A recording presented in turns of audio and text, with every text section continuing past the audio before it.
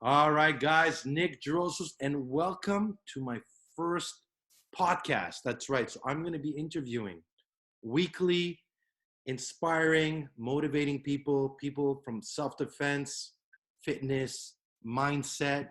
And my first guest is none other than Helen Stranzel, the Austrian Beast. A lot of you have seen her in my self-defense videos.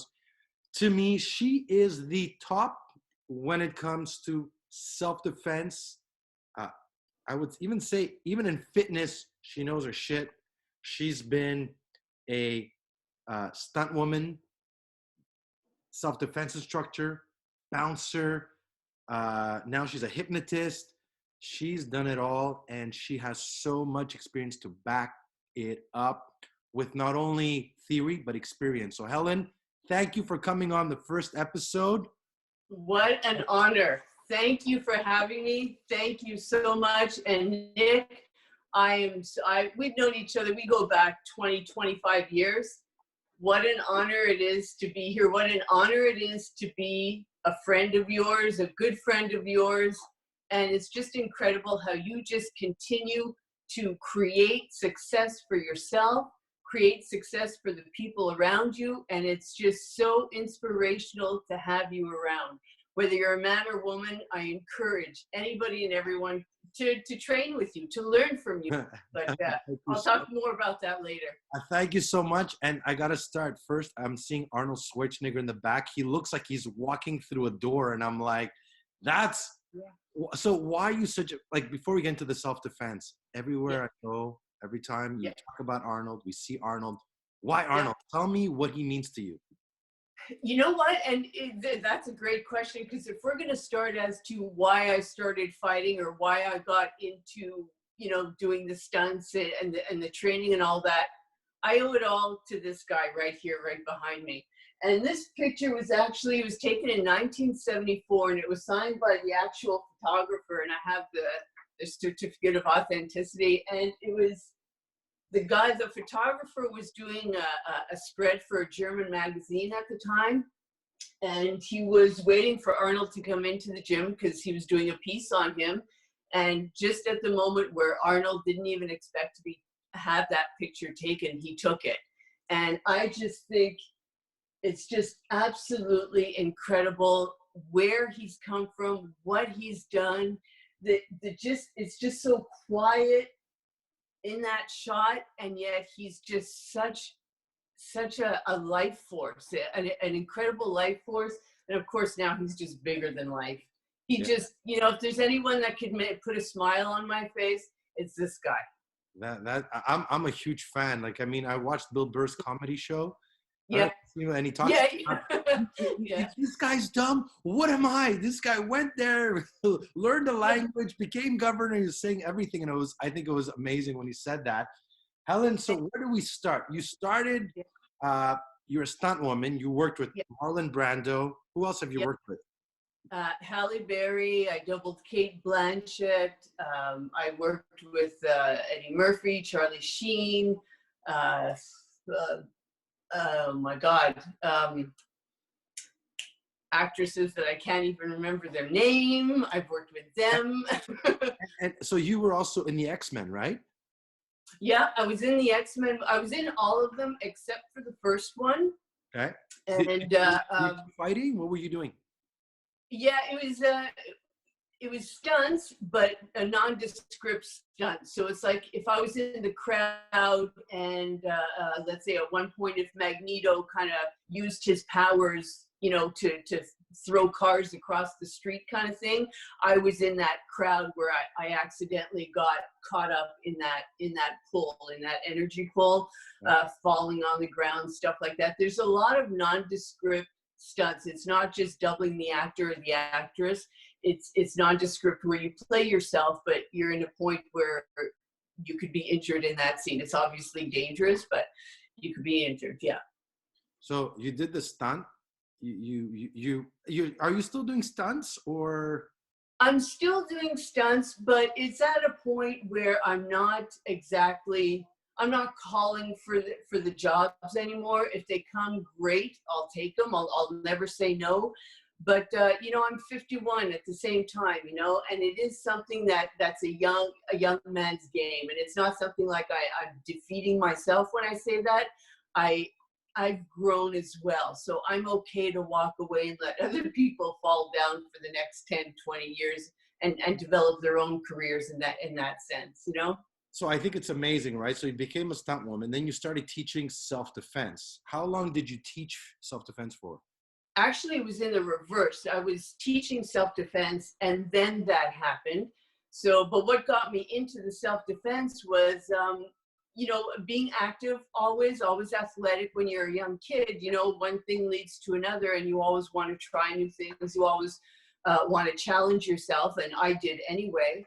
And so the next challenge in my life, I think I was about 24, 26 at the time, and I just moved downtown in Montreal, and I had heard about this school where you could learn to kickbox.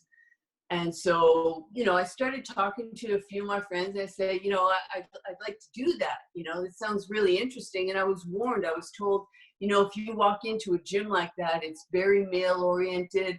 They're going to beat the shit out of you, and they're not going to want you to come back. And I thought, oh yeah. So there's a challenge.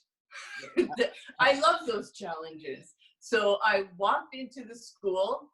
I had the money, I had the check and everything. I remember there was a bunch of people in the place. I didn't even look at anybody. I went straight in. I signed up. I signed up for a year. I walked out, and I had an anxiety attack outside, and I thought, okay, if they want to beat me up, I just paid for 1 year. They're going to have to beat the shit out of me for 365 days of the year, because I'm going back every day. And they're going to have to pulverize me to get it out. But it actually turned out to be one of the best experiences for me. And it helped me go into, I mean, literally everything that I've done and everything that you've mentioned was a dream for me, you know?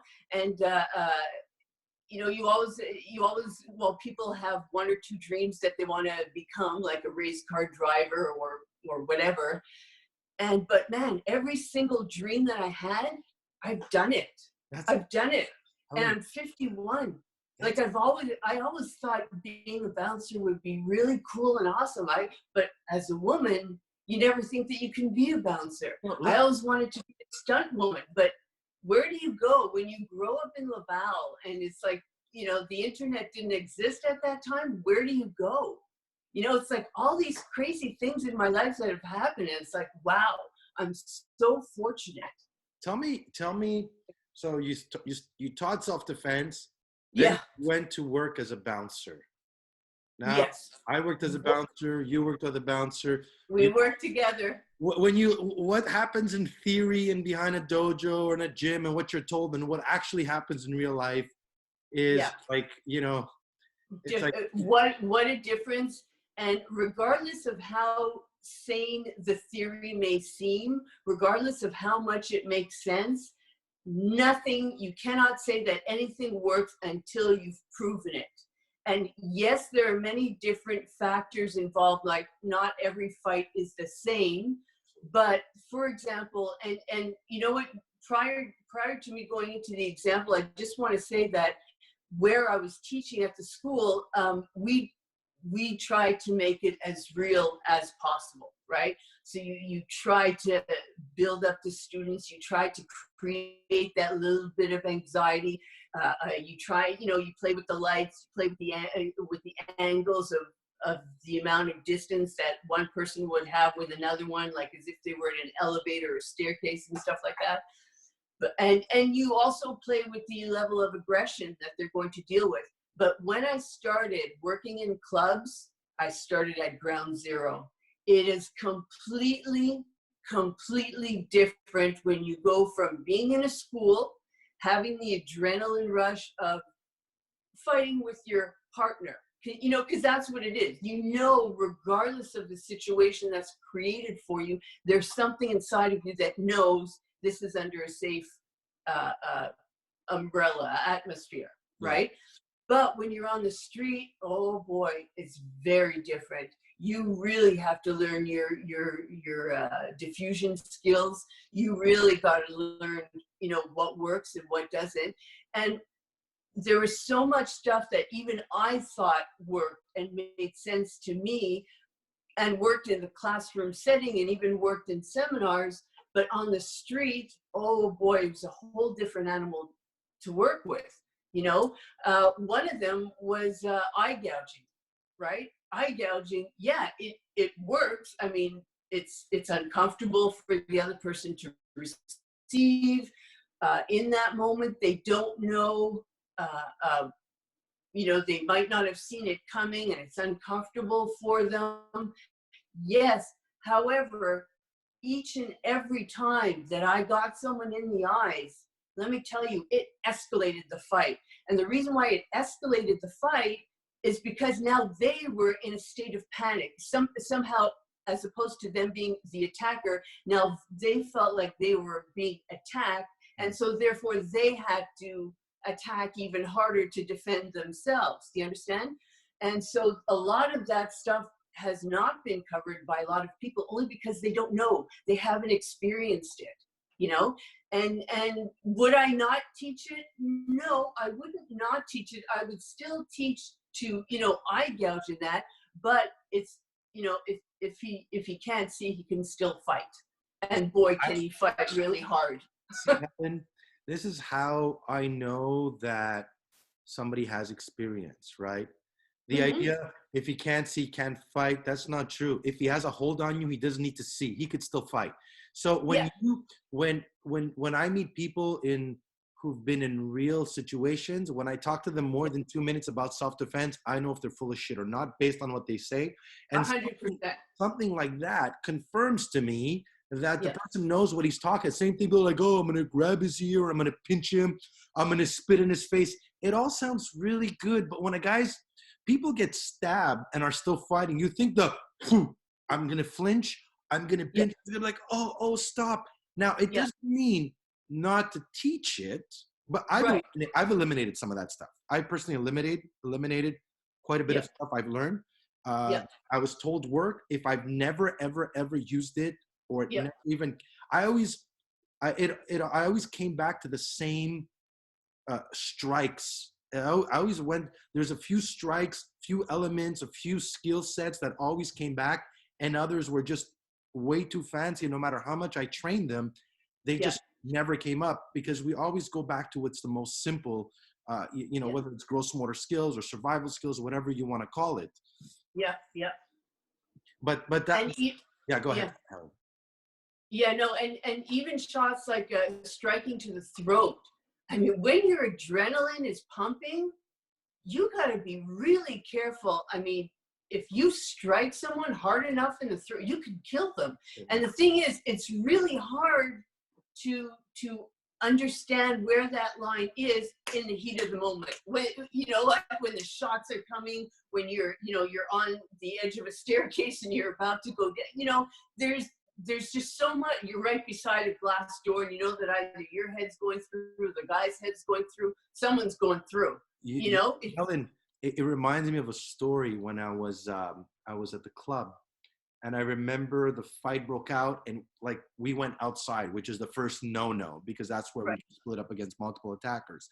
Right. I remember my hands are up, and there's 4 guys, and I'm on the glass, and I remember looking back, and I'm thinking, through the window, don't go through the window, don't go through the window. Yeah. Thinking is the first one that comes in, he's getting smacked. After that, it's anybody's fight. Like that's all I was saying is don't go through there. Yeah. You got to push forward, and hopefully whoever comes in, you got to make an example out of him. But that's, I think when I look at a lot of the instructors, that's what a lot of them lack. And again, I always tell people it's good to have some experience, because you're able to teach from a true place, an authentic place, with a story or something you've lived is your source of inspiration of teaching. And I remember that's what we had as instructors, very different than most, that we brought a reality to what we were teaching, and with experience as well.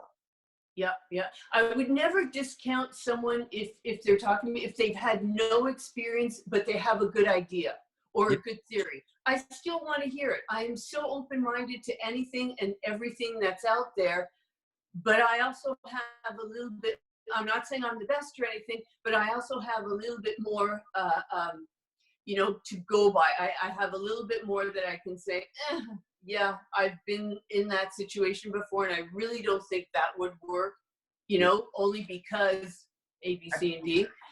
And like, But I would still teach, like, all those little things though, like the eye gouging and that, I would still teach them only because I look at it like driving a car. When you first learn to drive a car, right? When we're all in our teens, you're taught to go around the car, check to see that there's nothing, in the front of the car, back of the car.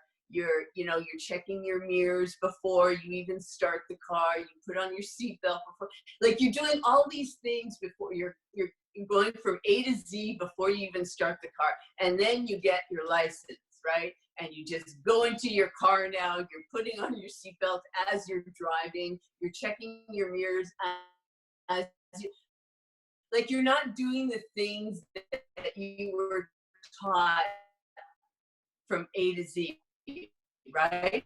It was all important and it was necessary to know, but we've kind of adjusted things work for us. Did I lose you? no, I think we're still good. You see. Okay, the frame went dead for a second. It happens, so we got that. But I love what you said, Helen. I think it's amazing what you're saying, and I think Yeah. that. So Oh, yeah, we're cutting off a little bit. All I heard was that I was amazing. So right there, I agree with you. You are. Like I said, you're one of the most inspiring women I've met in terms of not only what you've done as a stunt woman, as a bouncer, as an instructor, but as well as a motivational, inspirational. You're like, there's a coach in you. I've done, now you're doing hypnosis. I've done many sessions with you, and I'm a big believer of hypnosis. I love how you said it to me. It's massage for the mind. Massage for the mind, absolutely. And when you said that, it was like, oh, okay, I'm not gonna quack like a chicken. You're not gonna make me do something stupid. It's not that type of idea that people have. So, why did you get into hypnosis?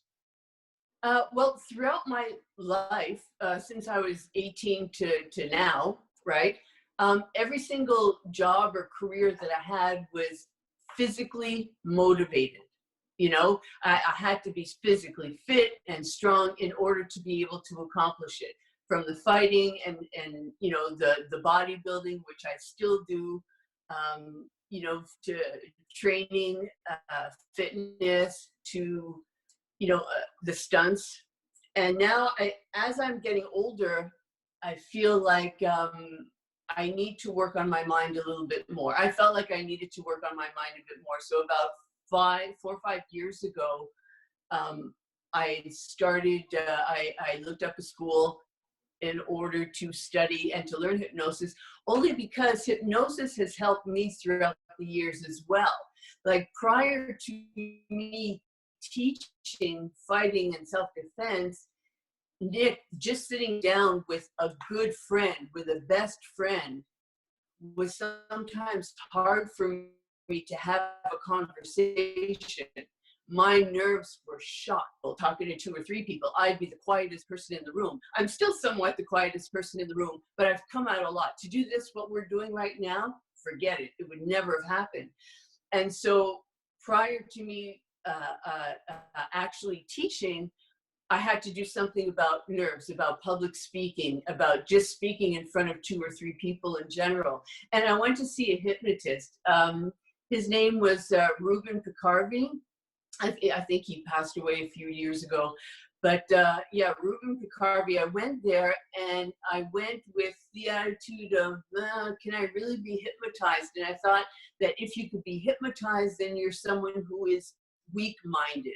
And it's actually not the case at all. If you're someone who is open-minded, if you're someone who is strong-minded, you're an amazing an amazing client to be hypnotized, right? Because you have a handle on your mind. You understand what is good and what is not good. And no hypnotist could make you do anything outside of your normal moral compass, right? So I cannot make you or anybody go out and be cruel to an animal if that's not within your moral compass to do so, right? Or rob a bank or whatnot.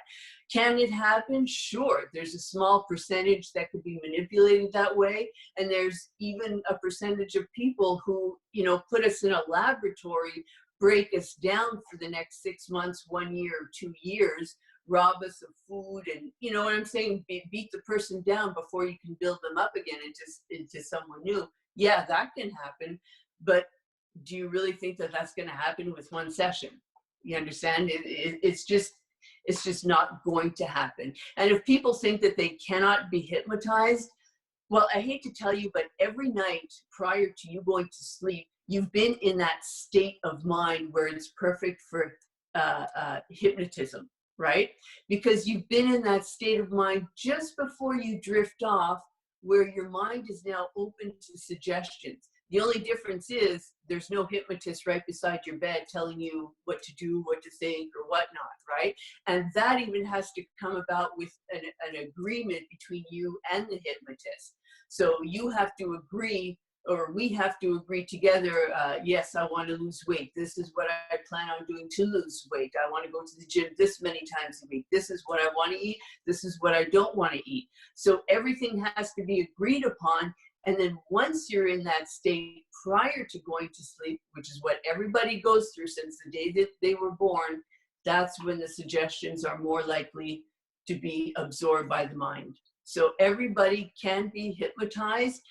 It's just that, do you trust the person? Do you want to be hypnotized? There's even sometimes that I don't want to be hypnotized, you know, and I'm a great subject for that. I'll sit in a chair if I want to do my own hypnosis on myself.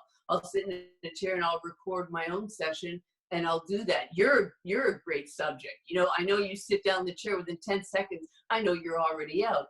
But there's some moments in the day, like I'm sure if you had, you know, 3 clients lined up and then a seminar after, and you have like all these things that you needed to go and do. And I said, Nick, let me hypnotize you. You would be like, no, not now, not now. You know what? That's interesting that you say that. It's true, because your mind has to be in a state of complete relaxation. That's why when I do it when I don't have a client either, like, and I know it's gonna be not a stressful day for me. So I'm not thinking, shit, okay, I gotta get hypnotized. But then as soon as I'm done, I gotta go here, I gotta go there. I'm trying to keep it as, you know, I personally tell people, like, I mean, eat well, exercise, meditate, sleep well, train hypnosis, try. Just breathe. Just breathe. Just take a moment. And right now is almost the perfect time for everybody. I know some people are going through a really bad, stressful time right now. But if you could just take a moment to breathe, you know, consciously take a moment to take a deep breath and then exhale. And if you can do that 3 times, just count 3 times, deep breaths and then exhale, you already begin to feel better and more relaxed.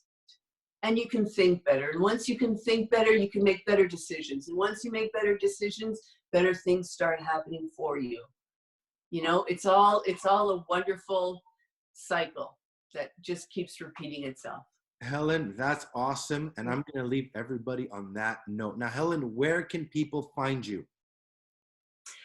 You can find me at helenshypnosis.com, HELENS hypnosis.com.